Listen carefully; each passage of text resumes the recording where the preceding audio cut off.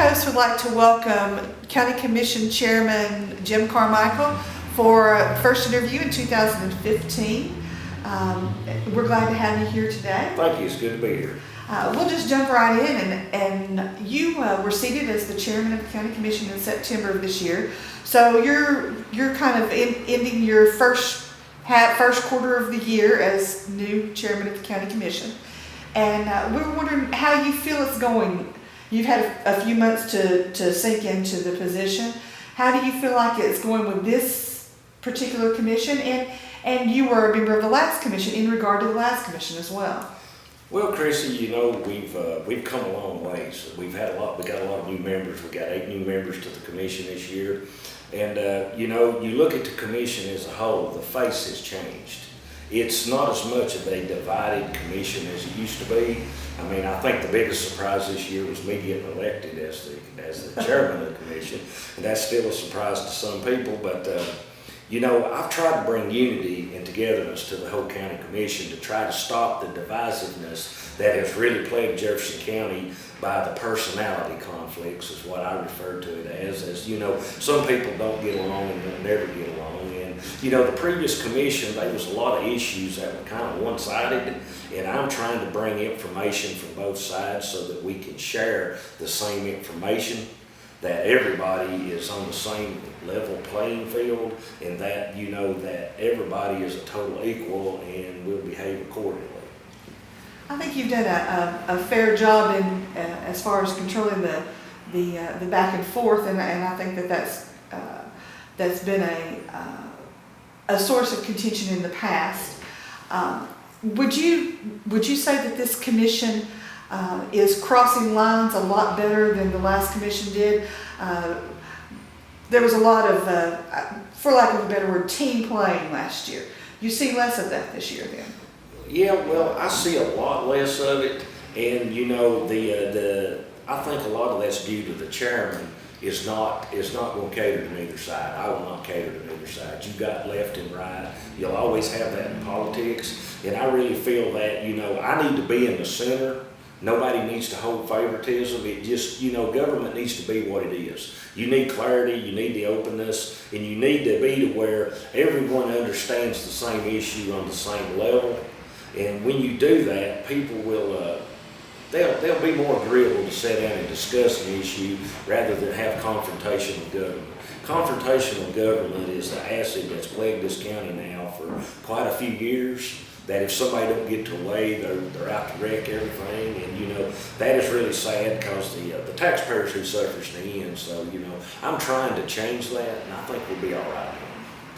Along those lines, long before you were the chairman of the county commission, transparency was one of your key speaking points, and recently there has been the resurgence of the issue of transparency. Now that's been an ongoing issue regarding the Chamber of Commerce and EDOC, and as most of the county's aware, there's a lawsuit regarding that. However, that has just in the last month come up again regarding the Finance Committee's placement of the new director of finance.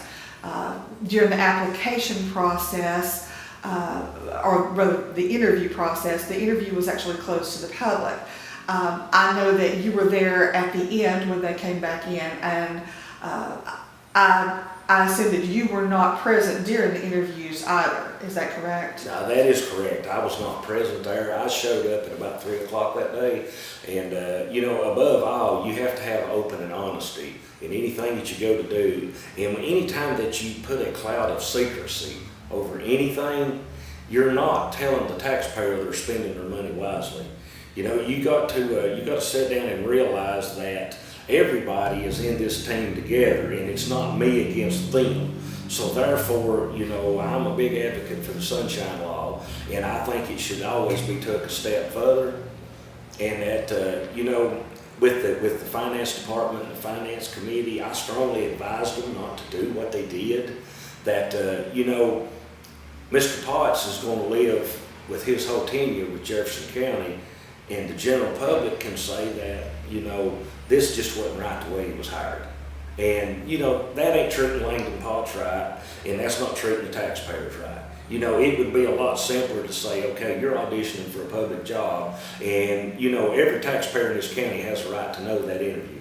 They have the right to listen to that interview. And if you don't keep a secret, there's less questions can be asked. You know, you got to be perfectly honest with people and give them the correct answer and look them straight in the face when you give that answer, to where people are on the same playing field. And you know, other people's going to always raise a question in politics. And there's things that you don't vote against. You don't vote against clarity. You never vote against oversight. You always have oversight. The more people that know something, the better off everybody is. I would never want to be the person in Jefferson County that knows all of Jefferson County's top secrets, because, you know, you're always going to be in that cloud, and once you put that cloak on, you know, you're going to cause trouble, because the thing about a secret is they're always told. Just like the mega site, you know. You can't make major plans and not expect somebody to find out about it, and all that does is make the average person watching this look at you and say, you know, what are you really about? And along those lines, an interesting turn of events has happened. Not only is there a new finance director in Jefferson County, but our former finance director is now going to be the director of the Chamber of Commerce.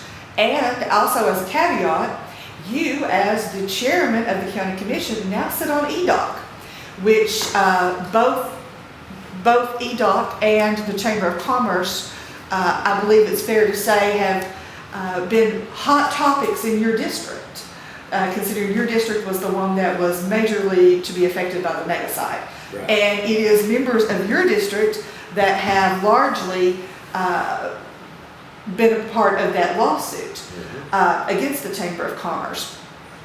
What do you expect now that you're sitting on EDOC, and now that Daryl Helton is the new chamber director? Well, Chrissy, I fully expect Darryl to do a much better job at the chamber. I really think that he's going to bring a new face, new ideas to the chamber, and you know, being the finance director is it's a very important job. But you know, Darryl is going to fit better at the chamber, and you know, Darryl's going to bring some clarity to a lot of things that's going on in this county that it's going to be done differently now. You know, there's a changing of the guard, so to speak, right now in Jefferson County government, and I see that, you know, with Darryl at the chamber, he's going to change the way they conduct business. I firmly believe that. I've spoke with him, and you know, it's time in Jefferson County that we change a little bit. We can't do things the way we used to do. You got to bring more people into the circle, and I fully expect things like the mega site will never happen again. I can honestly say that all of the people involved in that have really learned a valuable lesson. Jefferson County has an identity crisis. And when you've got an identity crisis that you don't know if you want to be an industrial community, a farm community, you know, Jefferson County's got to make up its mind. Are we going to pay big property taxes, or are we going to be an industry community? Me personally, I don't think industry's a good fit. I think tourism would be a better fit. I think Darryl will bring that to us in time, that people need to have a little patience with the outgoing control that was in the chamber, and EDOC for the mega site gave everybody, including Jefferson County, a black eye, and it was a classic example of what not to do. You know, all the way through from being on TV, you don't hand somebody a letter and 10 minutes later they're on Channel 10 News getting asked, we won't buy your farm. What do you think about that? You know, it's amazing to me somebody didn't get shotgun out and chase somebody off. Yeah, I know that your district has very strong feelings regarding that particular situation. And I'm sure that they also have some equally strong feelings about you sitting on EDOC. And I'm sure that oh yes, I've had a lot of people think I ought to just shut it down and walk away. But you know, you're always going to need economic development. It's just like right here in the town of Danridge. You don't want Danridge to go away. You want to work with the people. We got to bring more new people into Jefferson County government. I would like to see the courthouse every night when I slap the gavel down full, to where people are well informed. They know what's going on. And you can't say, well, somebody is an unsavory character on county commission because you were there and seen it for yourself. You know the specifics. We have to get more people involved in Jefferson County. And you know, we got to get in the middle of the road and stop going left and right. We got to stop the bickering. The mega site was a plain example. You know, everybody learned from it. Everybody wants to put it behind us. But Jefferson County as a whole, if we don't put that behind us, we'll never move into the future. We will always be the good old boys in a little hick town that don't want to do right. And you know, I'm aiming to change that, and I really think that we got key people in key spots that's really going to help this. So I'm going to jump back to so now that left the opening at the finance office, and Langdon Potts has been hired as the finance director. What would you like to see as chairman of the county commission come out of the finance office now?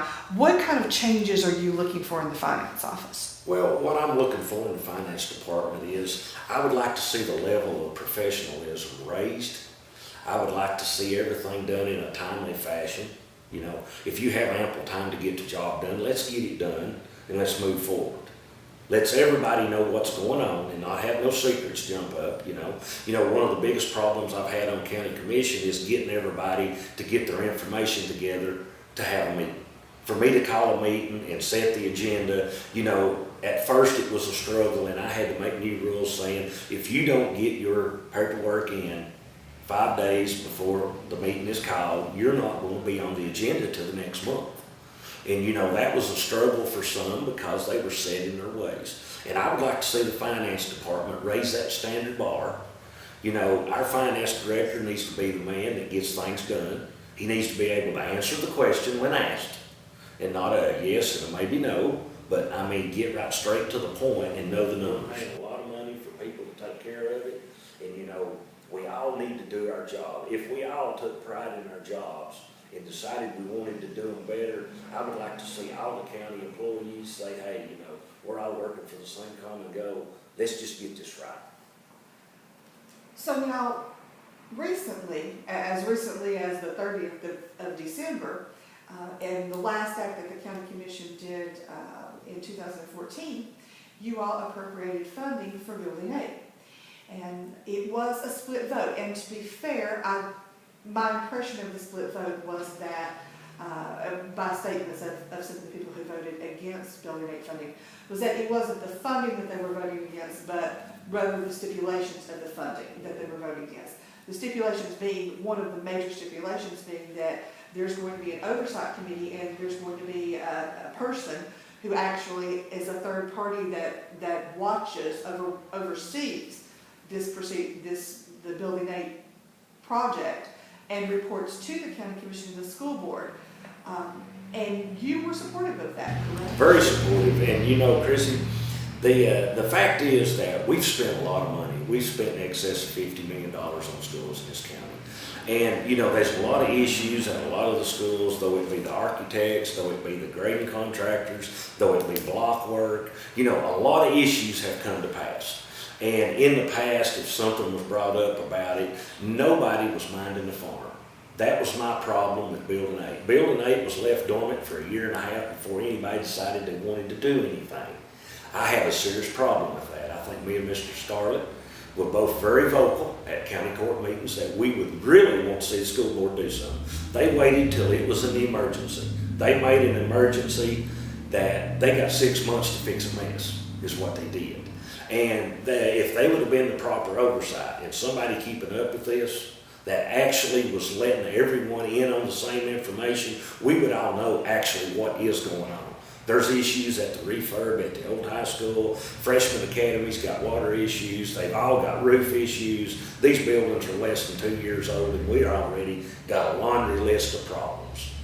You know, what are we doing? The county's strapped for money. We've done spent more money than we got. Just like the bonds that we're fixing to have to sell in January, we are going to have to pull money out of fund balance to actually make the payment for the next 4 years.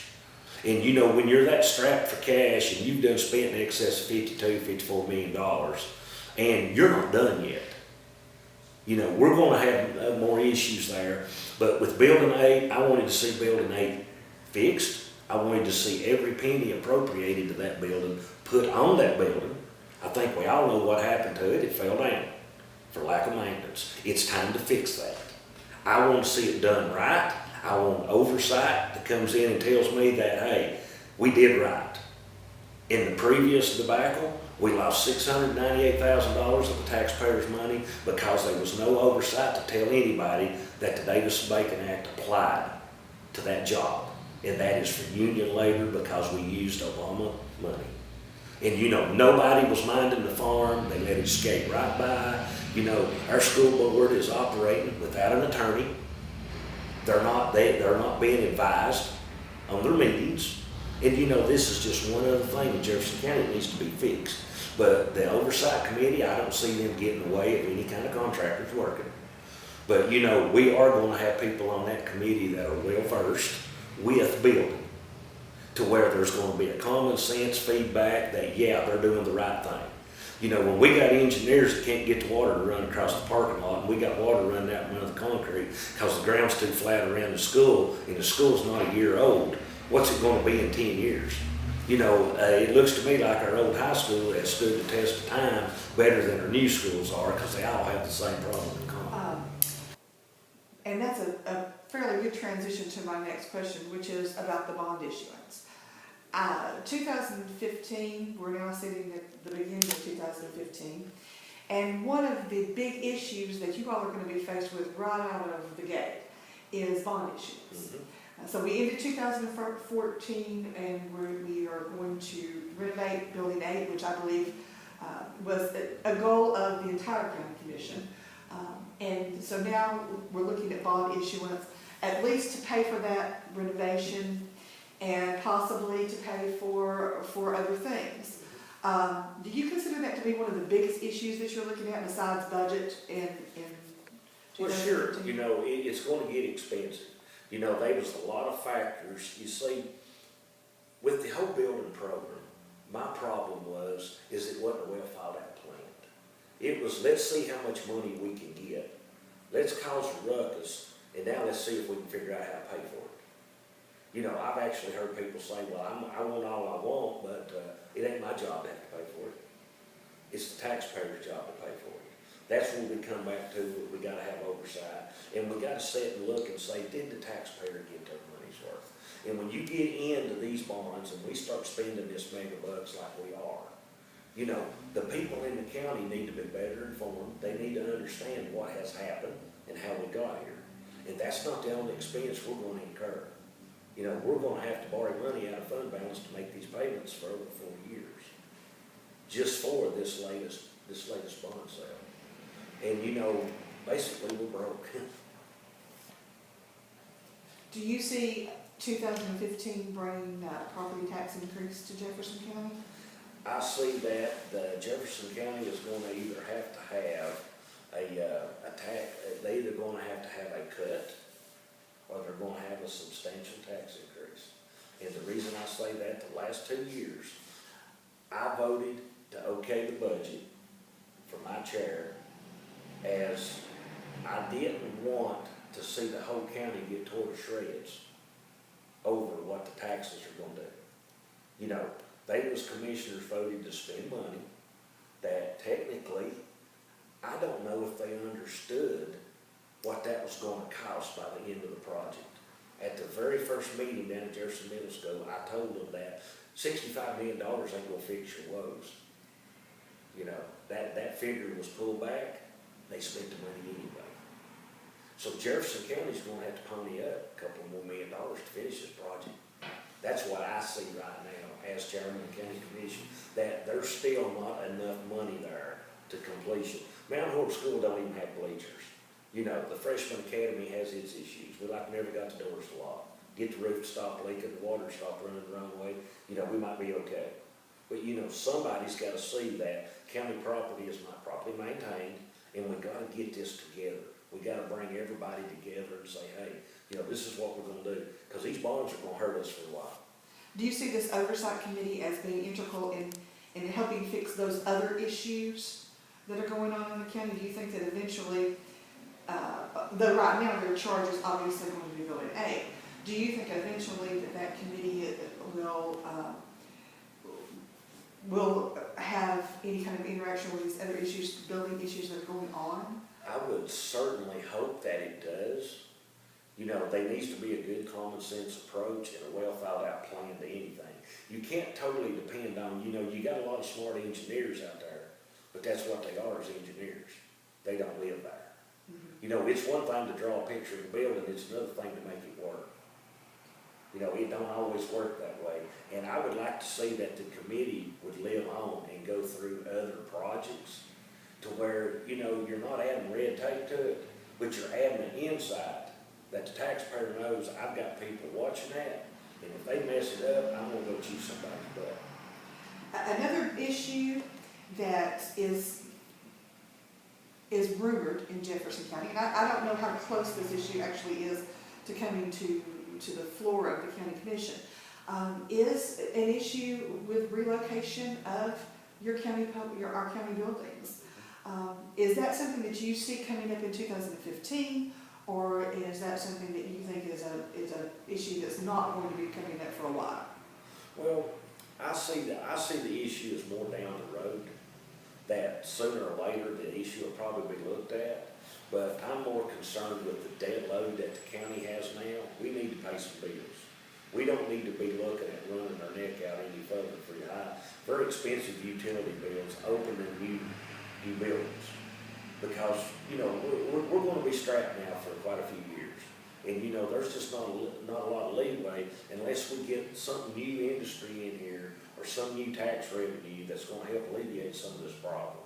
And, you know, as long as we're in this position, you know, I cautioned for years on county commission that don't spend more than you make in, or don't spend more than your customer can afford. In my world, you know, people ask me every day, how do you charge for something? I said, I can't charge more than the customer can afford to pay. That dictates what kind of machine I own. And I apply that to the county business, is that you've got X amount of dollars, county dollars, that can afford to do something. We can't take somebody that's retired, that's struggling to even make ends meet, and throw taxes at them like somebody that's owning a multi-million-dollar corporation. It don't work. You've got all of that right here in Jefferson County. You've got the ultra-nice homes and the nice subdivisions and the beautiful homes. We got a lot of good people in Jefferson County. But, you know, we got a lot of poor people too. And, you know, they matter. Everybody matters to me. And, you know, in the side of Ferguson and everything that's going on right now, in Jefferson County, all lives matter to me. And that's what I'm going to protect in Jefferson County. We've got to bring the county together and sit down and figure out what we can afford. From the chamber, EDOC, the county commission, and say, now, what's the best we can do with this? We got to sit down and put petty differences aside. We got to decide we're going to work together for a common goal and not jockey for a position like you've seen on the Building 8. Well, I know that your budget season starts in February, is that correct? And it sounds like you all are going to have a rather busy 2015 straight out of the box. I know you begin your regular meetings again this month. We appreciate you taking time out to come in and sit down with us, and hopefully we can get you to come in and do this a few times a year. I would be glad to. And keep the people up to date with what's going on, and we do appreciate it, and we wish you a happy and prosperous 2015. Thank you.